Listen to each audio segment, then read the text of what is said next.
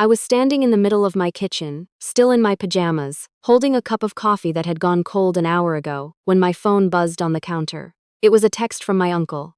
"We had the estate attorney transfer the deed this morning. The house is no longer in your name. You have 30 days to remove your belongings. Don't make this harder than it needs to be." I read it 3 times. Then I set my coffee down very carefully, like if I moved too fast something inside me would shatter. My father had been dead for 4 months. Let me back up, because none of this will make sense without the beginning. My father was a quiet man.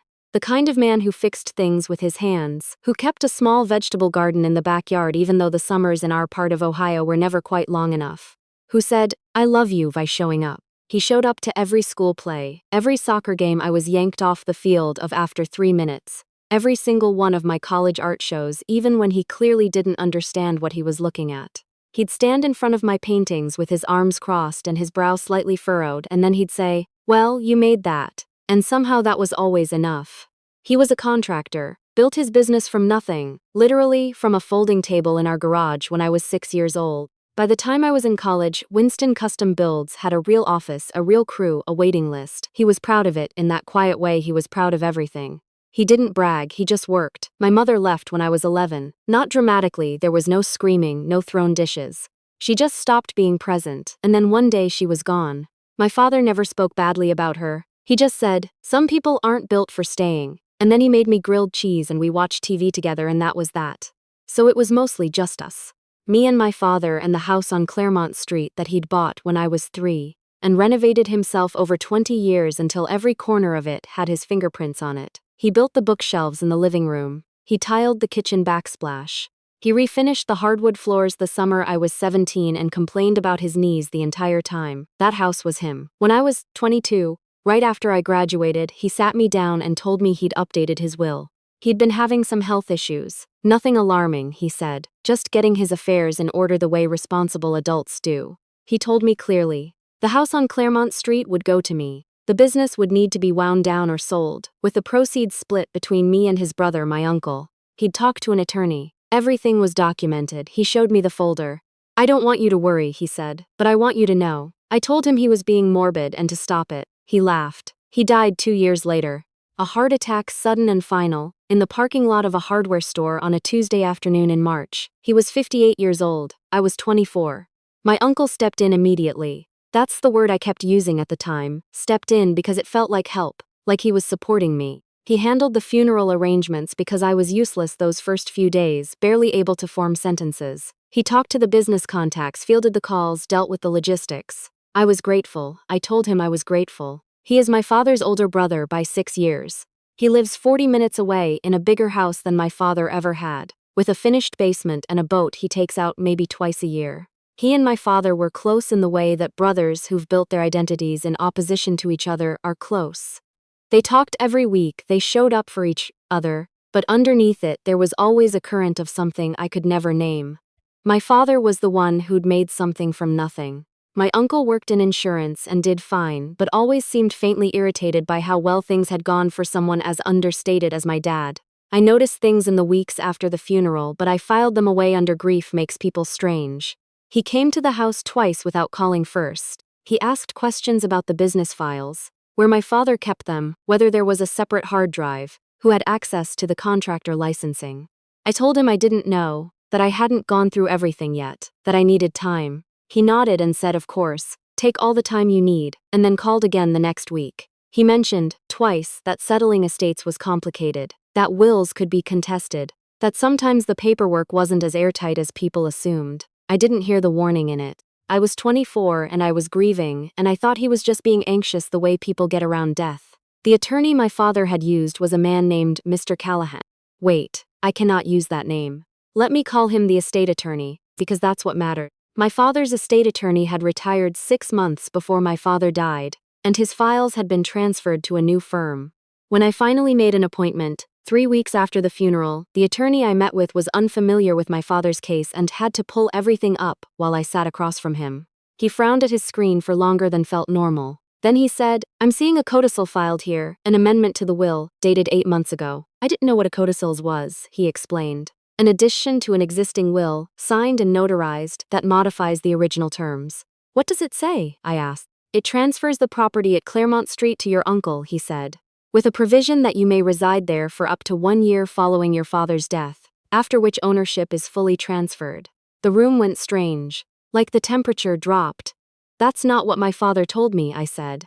The attorney looked at me with the particular expression of someone who has delivered bad news many times and has learned to keep his face very still. I understand this may be unexpected, he said, but the document is properly executed. I drove home and sat in my father's kitchen. My kitchen, I thought, my kitchen, and stared at the backsplash he'd tiled himself and tried to remember how to breathe. I want to be clear about something because people always ask why I didn't act faster. The grief was real and it was physical. It sat on my chest. I was working part-time at a design firm, trying to hold that together, trying to respond to condolence messages, trying to eat. When you're moving through days like that, things that require sustained logical thinking, things like this document might be fraudulent. Don't surface easily. You're just trying to survive the week. But about 6 weeks after the funeral, something shifted. I was going through a box of my father's papers, the kind of thing you put off because opening it means accepting that the person is really gone, and I found a folder he had labeled, in his handwriting, important legal. Inside was a copy of his original will, dated 4 years ago, signed and notarized. Leaving the house on Clermont Street to me, outright, no conditions. I sat on the floor of his office for a long time. Then I got out my phone and I looked up what a notary stamp looks like. I looked up what proper legal witnesses look like on a document. I photographed both documents. The original will and the codicil I'd gotten a copy of from the attorney's office, and I put them side by side. The notary stamp on the codicil was from a different county than any county my father had ever lived in or worked in.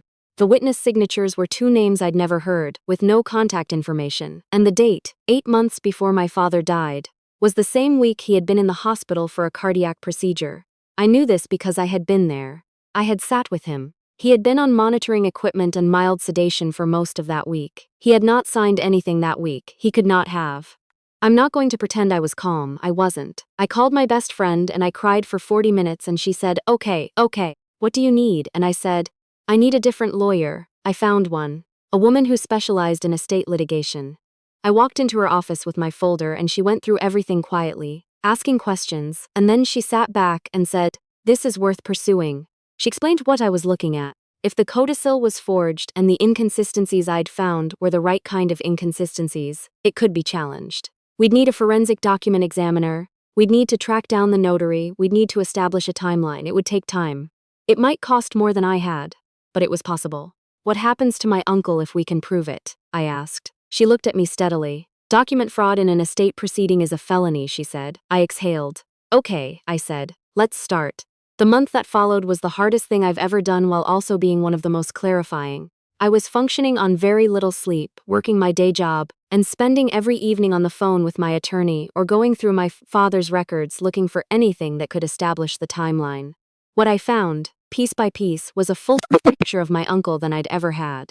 The business, in its final years, had been struggling. My father hadn't told me, he wouldn't have wanted me to worry. But the records showed cash flow problems, a few bad contracts, overhead that had grown beyond what the revenue could support. He'd taken a loan. He'd been trying to sell off some equipment. My uncle had loaned him money. Twice.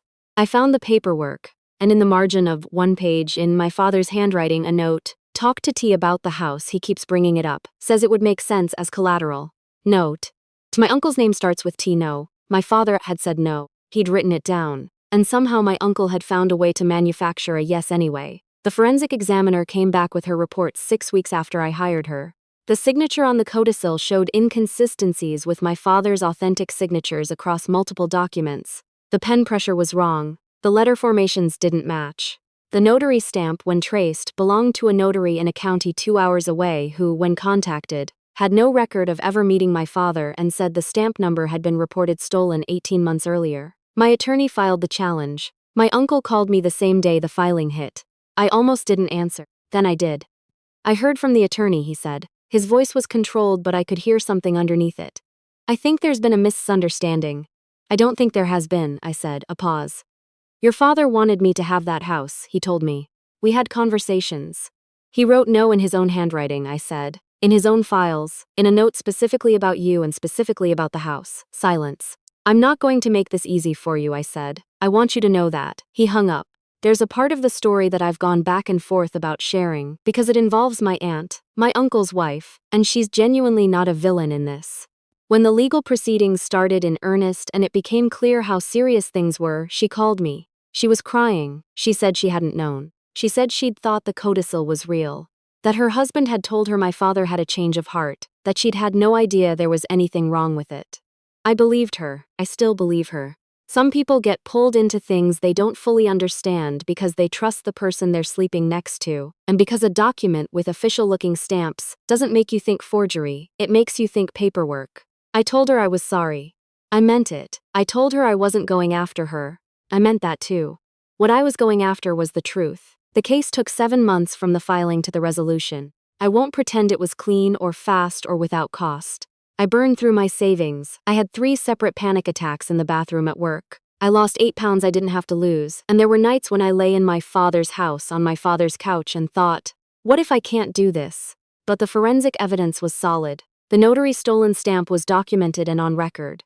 The timeline of my father's hospitalization was in black and white. And my father's attorney, the retired one, came out of retirement to submit an affidavit confirming that the original will had never been amended in any of their conversations before he transferred the files. The codicil was ruled invalid. The house on Clermont Street was confirmed as mine. My uncle pled guilty to a reduced charge, document fraud, and received a suspended sentence, probation, and a fine. He was required to repay the estate for legal costs. He is no longer someone I speak to. The day the final ruling came through, I sat in my kitchen. My kitchen, still mine, still his, and I put my hand on the tile backsplash and I cried. Not because I was sad, because I was so tired, and because it was over, and because the house still felt like him, like something he'd built and meant for me to keep. People ask me sometimes what I would tell someone in that situation. Someone who just got devastating news about an estate or found something that doesn't add up or is too deep in grief to think clearly. I'd say, find the original documents, look for the inconsistencies.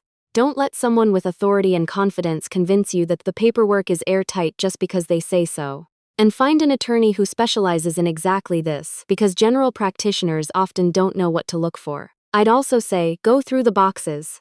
Even when it hurts, especially when it hurts. My father left me a note he didn't even know he was leaving me, a single word in the margin of a financial document that turned out to be the hinge the whole case swung on. He built things to last. He knew which materials would hold. Even when he was gone, he was still showing up for me. He just needed me to go looking.